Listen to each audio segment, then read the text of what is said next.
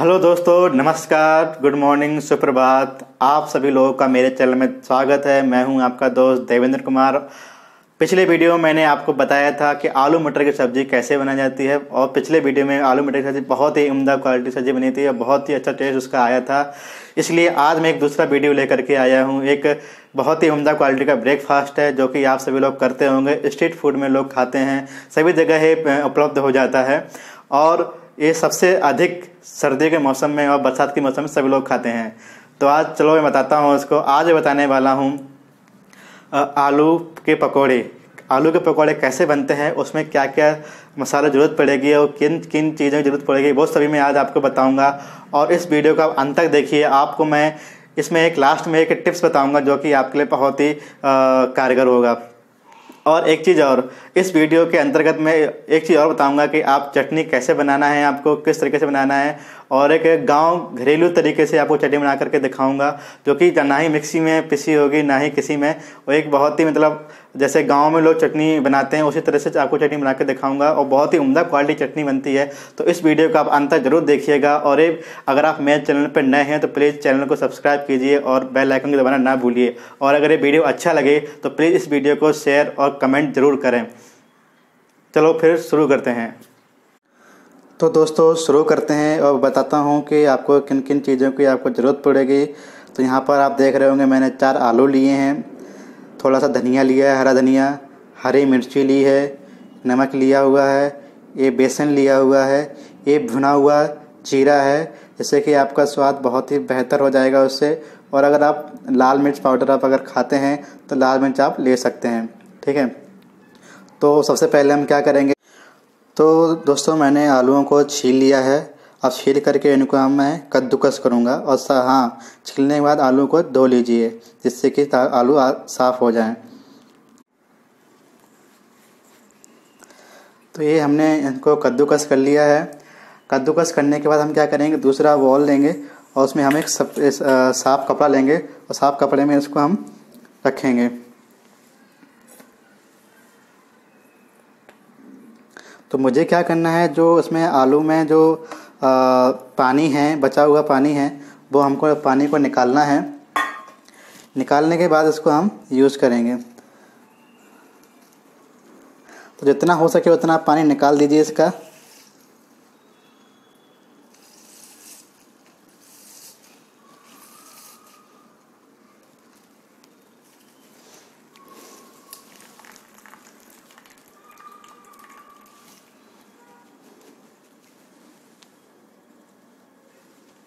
ये पानी निकल गया है, इस पानी को हम फेंक देंगे। तो अब हम इन आलूओं को निकाल लेंगे। देख रहे होंगे इनका सबका पूरा पानी निकल चुका है। तो इसको हम साइड में कर देंगे। तो ये हमारा कद्दूकस आलू हमको मिल गया है। तो इसमें हम इसको थोड़ा टाइट करने के लिए इसमें हम बेसन डालेंगे, जैसे कि हमारे पकोड़े बनना मतलब उसको बन जाए पकोड़े। तो हम थोड़ा सा बेसन लेंगे, ठीक है। अपने स्वाद के अनुसार हम इसमें नमक डालेंगे, जितना आप स्वाद मतलब आप नमक खाते हैं।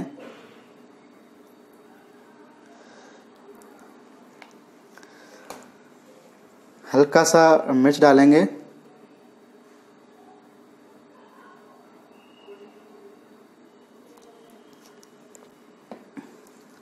उसके बाद इसमें हम लोग कटा धनिया डालेंगे।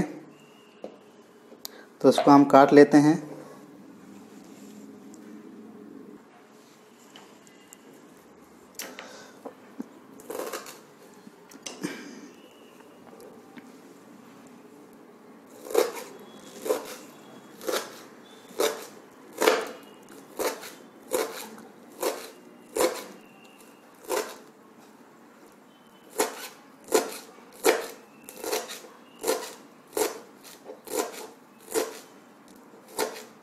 इसमें हम मिर्ची लेते हैं, मिर्ची को काट लेते हैं।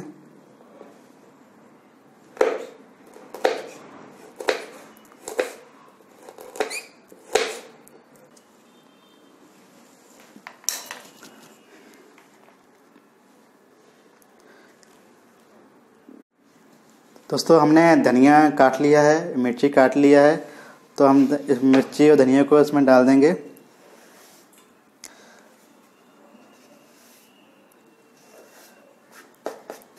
और एक चीज़ और, जब तक आपके पकौड़े तीखी नहीं बनेंगे तब तक मज़ा नहीं आएगा। तो इसलिए मैं थोड़ा मिर्ची डाल रहा हूँ ज़्यादा। और इसमें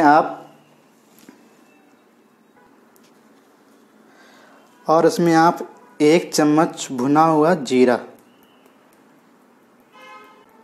ये भुना हुआ जीरा आप डालेंगे तो उससे टेस्ट बहुत ही अच्छा बनेगा इसका। जैसे कि आपने देखा होगा, इसमें मैंने कद्दूकस किए हुए आलू डाले हैं। उसके बाद मैंने बेसन डाला हुआ है। बेसन डालने के बाद मैंने इसमें लाल मिर्च पाउडर डाला है और नमक डाला है स्वादानुसार। जितना आप नमक खाते हैं उतना डालिएगा। उसके बाद मैंने कटा हुआ मिर्च, हरा मिर्च डाला हुआ है। उसके बाद मैंने हरा धनिया डाला है काट के, और ऊपर से मैंने भुना हुआ जीरा डाला हुआ है। तो आप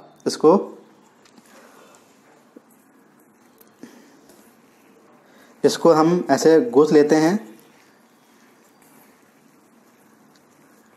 और अगर इसमें पानी की ज़रूरत पड़ती है तो पानी में डाल लीजिएगा बाद में।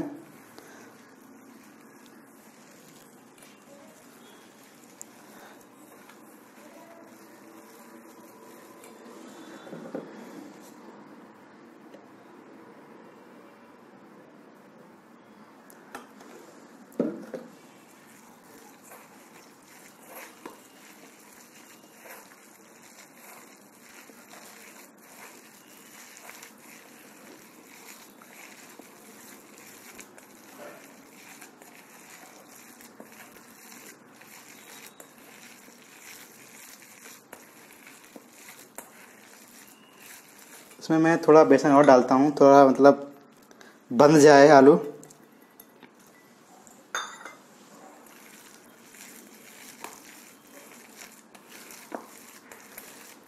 जैसे कि हमारा कद्दूकस आलू का पेस्ट तैयार हो चुका है। इसके बाद हम कढ़ाई रखेंगे। कढ़ाई रखने के बाद उसमें तेल डालते हैं और तेल गर्म होता है तो तब तक आपको मैं बताता हूँ कि चटनी कैसे बनाना है, किस तरीके से बनाना है, क्या क्या उन चीज़ें ज़रूरत पड़ेगी। तो उसको देखिए। देख रहे होंगे यहाँ पे मैंने कद्दूकस आलू का मैंने पेस्ट तैयार कर लिया है और उसमें मैंने बेसन डाल के उसका पेस्ट तैयार कर लिया है। और मैंने यहाँ पे कढ़ाई रख दी है। कढ़ाई में मैंने रिफाइंड ऑयल डाल दिया है, वो गर्म हो रहा है और उसको हल्का धीमा कर दिया है। जब तक वो तेल गर्म होता है तब तक मैं आपको चटनी बनाता हूँ। चटनी कैसे बनाना है, ये होता है सिलपत्थर। सिलपत्थर जो है गांव में बहुत मिलता है आपको। अधिकतर गांव वाले सिलपत्थर में चटनी बनाते हैं। तो उसमें मैंने धनिया लिया है, हरा धनिया, मिर्ची लिया है और एक लहसुन लिया है, सिर्फ एक लहसुन, ज़्यादा नहीं। उसको मैंने टमाटर लिया है और थोड़ा सा चटनी थोड़ी खट्टी हो तो उसके लिए मैं थोड़ा सा अमचूर यूज़ कर रहा हूँ, बस इतना सा, ठीक है। तो अब मैं इसको तैयार करता हूँ।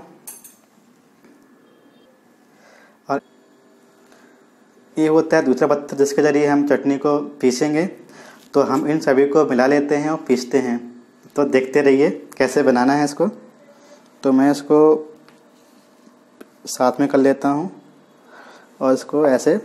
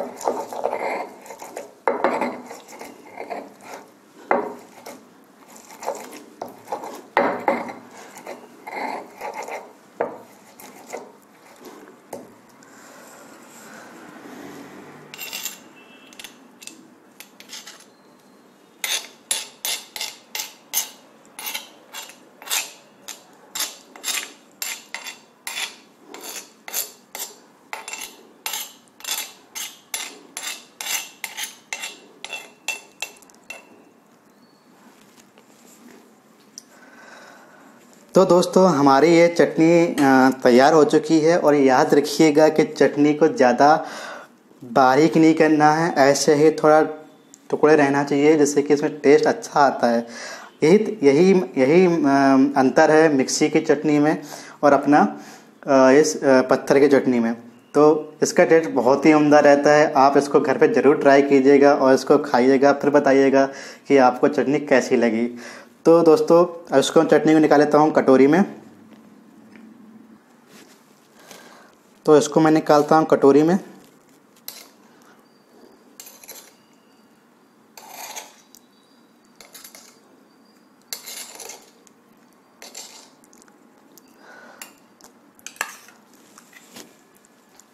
तो दोस्तों ये हमारी चटनी हो गई है तैयार। अब बनाते हैं पकोड़े। तब हमारा तेल भी गर्म हो चुका है।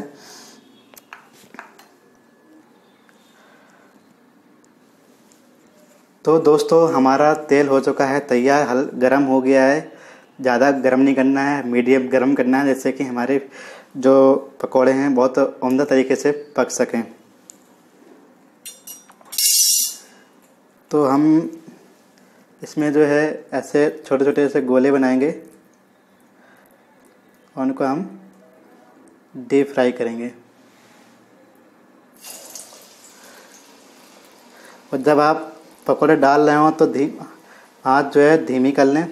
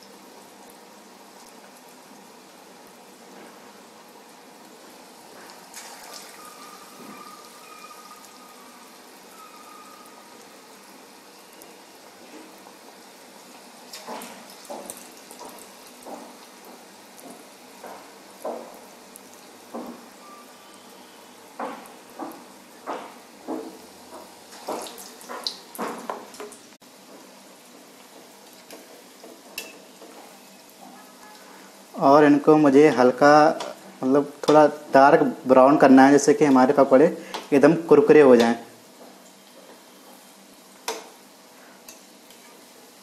इनको हम पलट देंगे।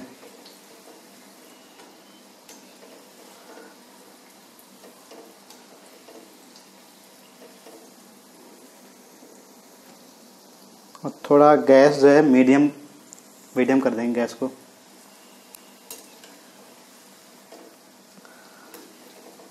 और इनको कंटिन्यूसली जो है ना आप इनको थोड़ा पलटते रहें, जैसे कि एक ही जगह ना पके, बाकी सब जगह पकते रहें धीरे धीरे।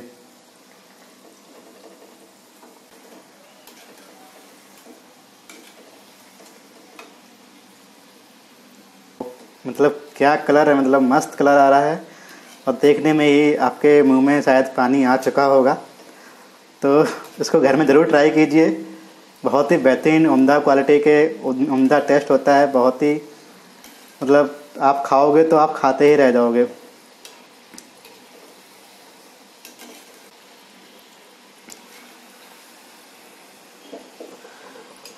तो दोस्तों हमारे ये डार्क ब्राउन हो गए हैं, तो इनको हम निकाल लेते हैं।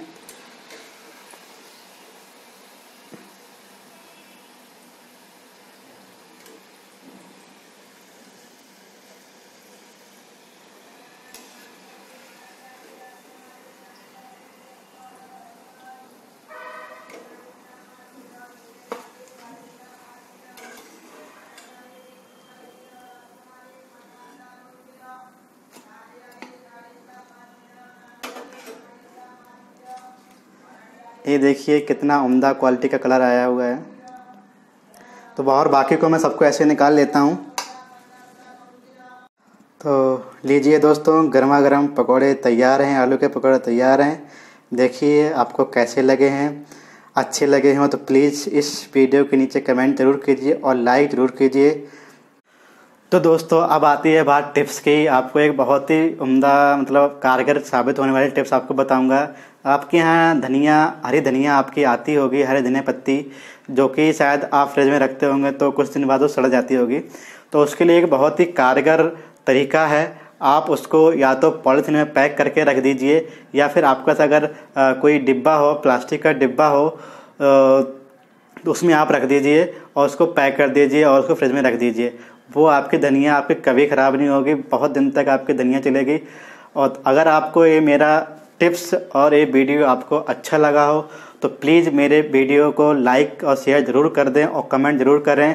और मेरे चैनल पर अगर आप नए हैं तो प्लीज़ इस चैनल को ज़रूर सब्सक्राइब कीजिए और बेल आइकन को दबाना ना भूलिए, ताकि आपको मेरे नए वीडियो आप तक पहुँचते रहें। धन्यवाद, शुक्रिया, जय हिंद, जय भारत।